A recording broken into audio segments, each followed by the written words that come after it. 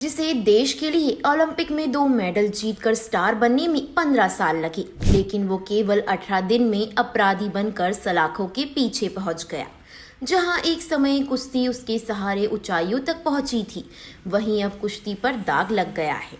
यानी जो शख्स कल तक सिर्फ दिल्ली का ही नहीं बल्कि पूरे देश और दुनिया का हीरो था, देश के नौजवान जिसके नक्शे कदम पर चलने का ख्वाब देखते थे, वो देखते ही देखते पुलिस और कानून की नज़र में एक मुजरिम बन गया।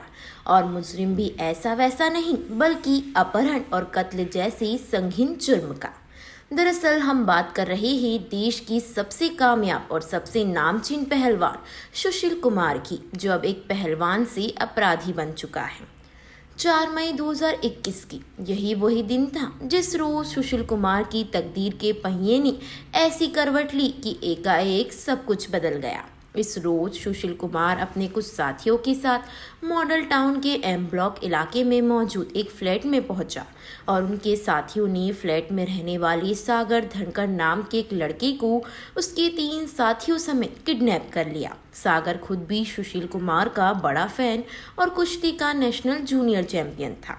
चूंकि सुशील कुमार की गिनती देश के सबसे नामी और बड़े पहलवानों में होती है, तो उसके गुर्गे ने जब सागर और उसके दोस्तों को बताया कि सुशील कुमार खुद उसके फ्लैट के बाहर उससे मिलने आया है, तो सागर उसके साथ ही खुद ही चलकर फौरन उनकी कार के पास आ गए।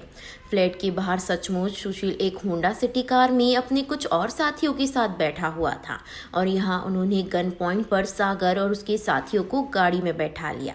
यानी कुछ वक्त पहले तक जो सुशील कुमार सागर धनखड़ का रोल मॉडल और हीरो हुआ करता था, अब वही सुशील कुमार उसका और उसके साथियों का किडनैपर बन चुका था। सुशील और उनके साथी सागर को अगवा कर अपने साथ दिल्ली के मॉडर्न टाउन इलाके में मौजूद छत्रसाल स्टेडियम में लेकर गए।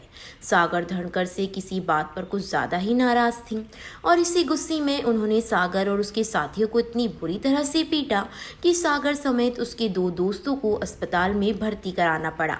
लेकिन बदकिस्मती से इस पिटाई में सागर धनखड़ को कुछ इतनी चोटें आई थी कि उसकी जान ही चली गई। सुशील ने अपने एक सहयोगी प्रिंस को बोलकर इस विवाद का वीडियो बनवाया ताकि बाद में इसे वायरल करके दूसरे गैंग्स और पहलवानों के बीच अपनी धाक जमा सके, लेकिन मामला उल्टा पड़ गया। यही वीडियो सुशील के गले की फांस बन गया।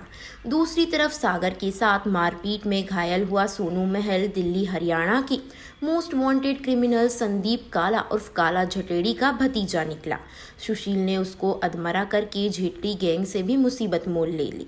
सोनू के खिलाफ कुल 19 मामले दर्ज है। एक समय सुशील और झेटड़ी के बीच बहुत अच्छे संबंध थे। सागर मर्डर केस में सुशील कुमार के साथ नीरज पवाना गैंग के सदस्य भी शामिल थे। छत्रसाल स्टेडियम के पास एक स्कॉर्पियो कार खड़ी मिली थी जो नीरज पवाना के मामा के गांव के एक शख्स की बताई गई। पवाना और जटेड़ी गैंग की अदावत बहुत पुरानी है। ऐसे में 2 गैंग्स की दुश्मनी के बीच अब सुशील बुरी तरह फंस चुका था। गैंगस्टर नीरज पवाना जेल में रहते हुए अपने गैंग को चलाता है। उसके साथ सुशील की दोस्ती होने की वजह से काला झटेड़ी पहले से ही नाराज चल रहा था। वहीं बवानिया के सपोर्ट पर झटेड़ी गैंग को सुशील ये दिखाना चाहता था कि वो किसी से डरने वाला नहीं है। इस तरह सुशील कुमार अखाड़े से दूर होता गया और अपराध की दुनिया में कदम बढ़ाता गया। आमदनी घटी तो वसूली का काम करने लगा। इसके बाद धीरे धीरे अपने स्टेडियम के पहलवानों के जरिए विवादित जमीन और मकान कब्जा या खाली कराने लगा। इतना ही नहीं, अपने रसूख के दम पर दिल्ली में कई टोल नाकों का ठेका भी ले लिया। इस तरह के गैर कानूनी कामों के चलते उनका गैंगस्टरों के साथ संपर्क बढ़ने लगा।